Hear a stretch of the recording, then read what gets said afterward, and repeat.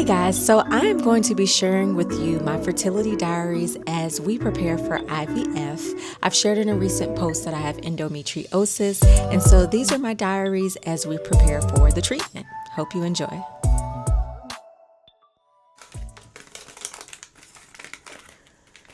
All right, so I am honestly so elated. This is my last day today of taking this birth control to prep for IVF, and after I take it, I'm gonna let you know how this has been. It looks like this is I'm gonna count really quick.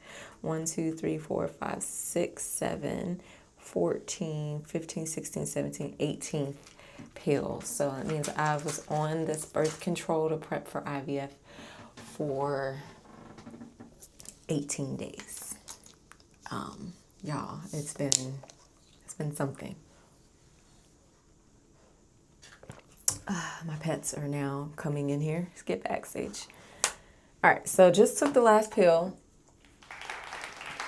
I'm honestly so glad because it made me feel absolutely psychotic. If you hear squeaking, that's just the toilet here. This is for some reason where I like to do all my IVF stuff in our guest bathroom, half bathroom. I also want to take my Chinese herbs. I'm going to take that really quick before I vlog journal on what this 18 days has been like. These are the Chinese herbs that I also take daily. My dog and my cat, if you could see her, I'm going to actually let me look. She is all up in it. Y'all are so nosy. Y'all weren't even thinking about me until I went and grabbed the camera. Chinese herbs taken. Last birth control pill taken. Okay, so as I said, I felt absolutely crazy on these pills. So even at 18, I knew I did not like how the pills made me feel whatsoever. Birth control in general. The only birth control I think that I've felt somewhat okay with was the Mirena, the little thing they insert in the tea. I don't know why I'm drawing a blank on what that's called. I'll put it here if I get to that in editing. But I had to get that in after my excision of endometriosis surgery to give myself time to heal. I also had fibroids removed, myomectomy, I guess it's called, myomectomy. Clearly, I'm not the doctor here. But they put that in, and that's the only birth control that I felt like somewhat okay with. But the pills, so here's the thing. My fiance warned me. He said, I've been doing research and they say that like it throws off a lot. Even some women even say they're not into their partners anymore on birth control. He told me that and it was just like, okay, that I'll just be mindful. That's not going to be an issue here. Can you go out, please?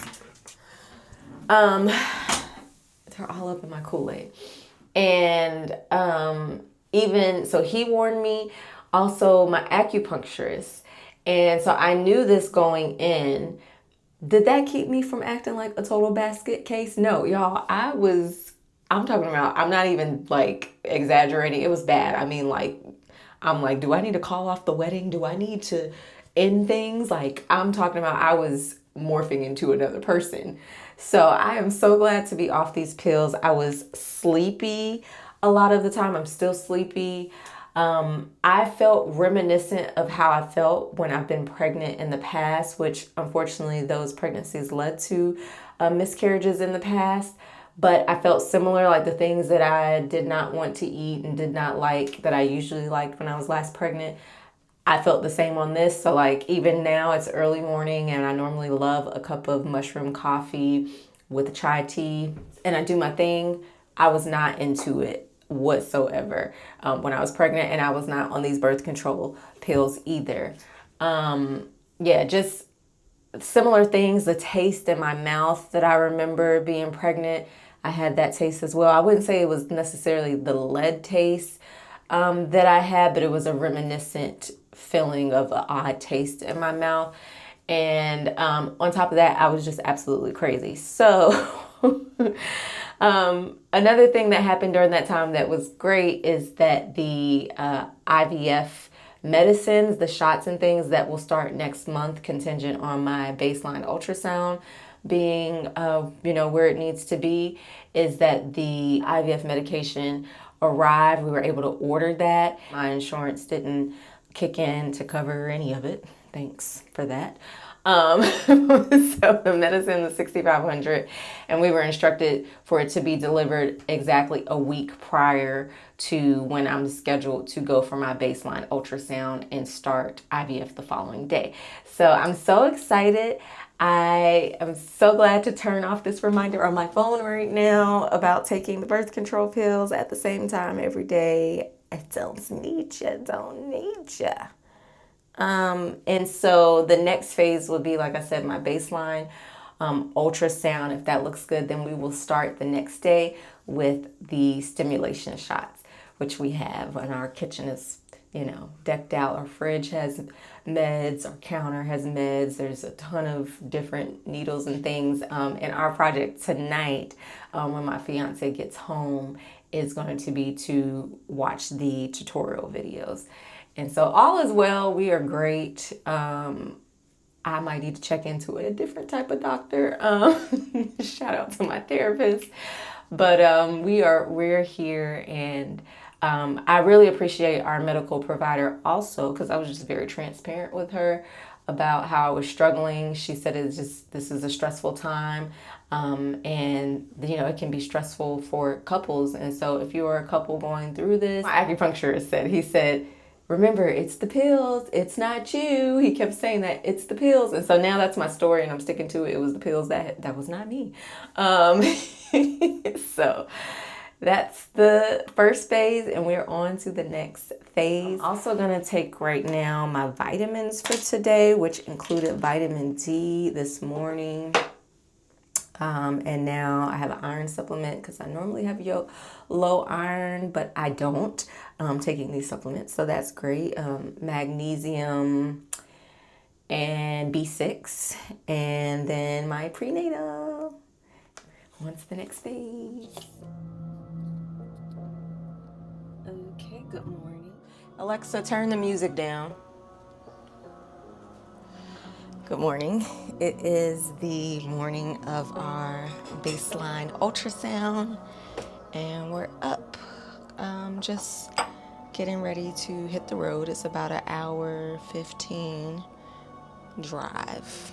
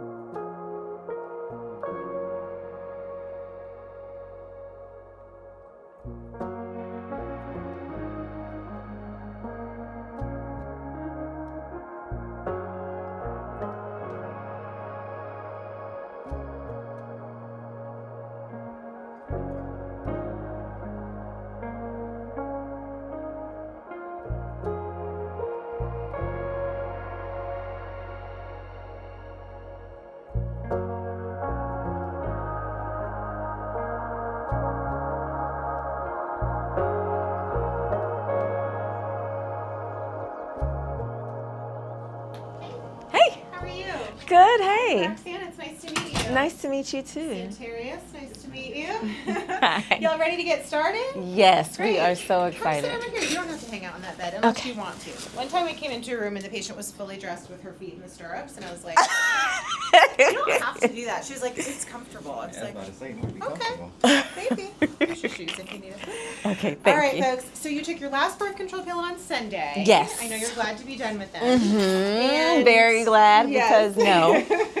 And you've got all your meds ready at home. Yeah, I Great. believe so. Okay. Everything from Mandela's we Yeah, have. good. So I had messaged her about that. She said that's the progesterone. Yes, and you got that one. I have 2 bottles of that. Perfect. Okay, so will you take progesterone throughout the entire process? I'm going to go over that with you now. Okay. So these first 2 pages, so let's back up. So everything looks great with ultrasound today. So we always bring you in to make sure that ovaries are nice and quiet. No cysts or anything preventing you from moving forward. Okay. Everything looks great. Okay. So these step-by-step instructions go along with those online video demonstrations. Did y'all get a chance to watch those? We watched some of them, but then we were like, we're going to watch this before we do And these them. are good to just like put these together with the videos. Yeah. The only one that doesn't have a video is Zomactin. It's pretty self-explanatory here. You combine the liquid and the powder together. It was just one time, so you only reconstitute it once, and then it's a multi-use vial that you draw from until it's done. Okay. When it's done, it's done. Do not refill that one. Okay. Okay, and I wrote that down here for you. Okay. The very last page here has your step-by-step instructions for the next few nights. Okay. So you'll continue along with your other injections until we tell you to stop. Basically, everything will continue. Some of the dosing might change throughout the process. As you go through this process, you'll come in for these follow-up visits, and I'll always message you through the patient portal with your dosing instructions. Okay. But today you won't hear from me. These will serve as instructions, and then we'll see each other next week. You're all good? Thank you, Roxanne. I appreciate you.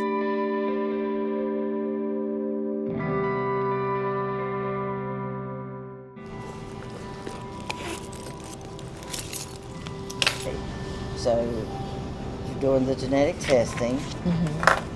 Read the document.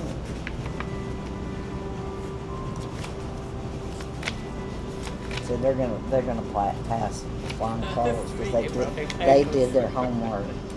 Is this not what people are doing?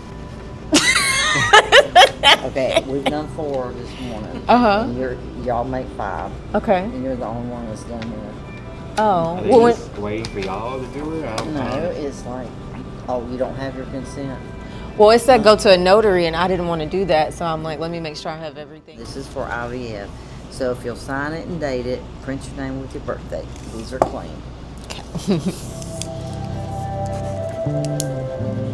Have a good day, guys. You too.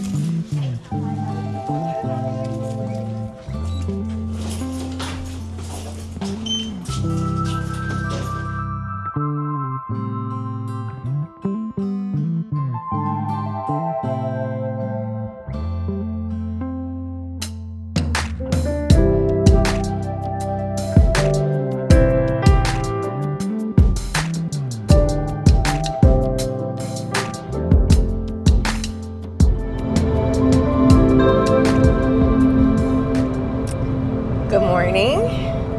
I am on the road headed to my second ultrasound, my second IVF ultrasound.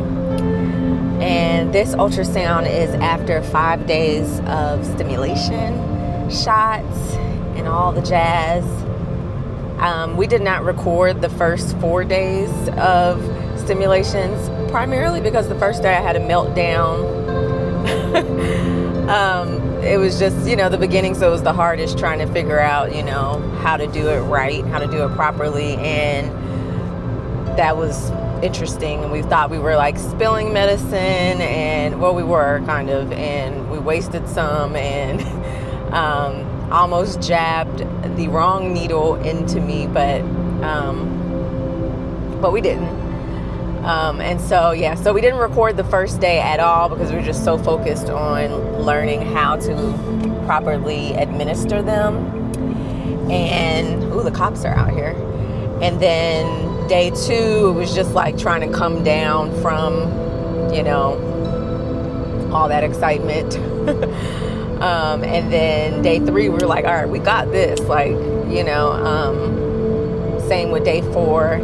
Day 5, kind of ran out of the Zomactin, which they said would last around 5 more days, and I think I wasted day 5 trying to get the bubbles out because it's such a small dosage, so we weren't able to administer day 5 of Zomactin, which on day 1 was the drug we thought we had wasted too much of, and the doctor called, which I really appreciate him calling at 9 o'clock at night. Clearly from his home to reassure us it's okay, and Zomactin is not it's not that important to the treatment plan. So I'm headed today to get an ultrasound to see how my body, I guess, is responding to the drugs, and then also to get some blood work, Arsena is working this morning, so I'm soloing it out here today. But I love mornings, and so this hour-long drive is like beautiful. I got my peaceful music going. I have my affirmations on. Got my Starbucks, and it's a vibe. So I feel good. I will say I'm actually shocked because the birth control pills made me feel horrible, like horrible. And my acupuncturist did say that I won't feel as bad on the shots as I did on the pills, but I feel good. Like, honestly, I get a little buzz after the shots, and I just lay down. I can feel it circulating through my body. It feels like this pure liquidy sensation, I guess, just flowing through my body. I don't know if that's normal or not.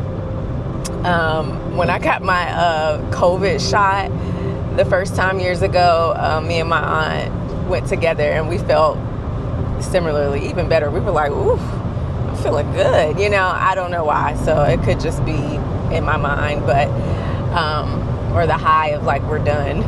And I will say acupuncture, going every week, getting needles stuck into my stomach every week makes the stimulation shots not as bad as it probably could be. They're really small needles, so that's good. And my partner's been really good at applying them, administering them. So I'm excited. There will be, after today, 2 more ultrasounds, another one this Friday and then another one Monday. And then I guess by Monday we'll know what day is my egg retrieval day. So after that we'll know what day they'll actually be getting the eggs out, and hoping for a lot of eggs, obviously, but it only takes one good one. We're going to do the genetic testing since we've had miscarriages in the past, and if they recommend XC, then we will do that. And I'm really thankful to have this support from the hospital, the medical professionals. In the past, as I mentioned in another video, check it out if you haven't, I've done IUIs in the past, and with a different clinic, and there was not a lot of support. It felt a lot like, I want to say almost like an abortion clinic, but reverse, but like they're just cranking them out, and they weren't really listening to me about my symptoms and my concerns, and did not even take the time to tell me that I had polyps or endo. They only found the polyps after I decided I was going to stop treatments. Then they wanted to do a saline sono. So this hospital is very supportive. I shout out to my nurse Roxanne, because I was bothering her a lot in the portal, and she responds quickly. She's very helpful, very supportive, even during my breakdowns. And so the support is honestly everything. I had that realization, it clicked. It's not so much about the outcome while we're hoping for a positive outcome. It's really about the support that is needed, that has not been there most of my fertility journey. And so that's there for us now through this medical professional, and we're excited. So see y'all at egg retrieval.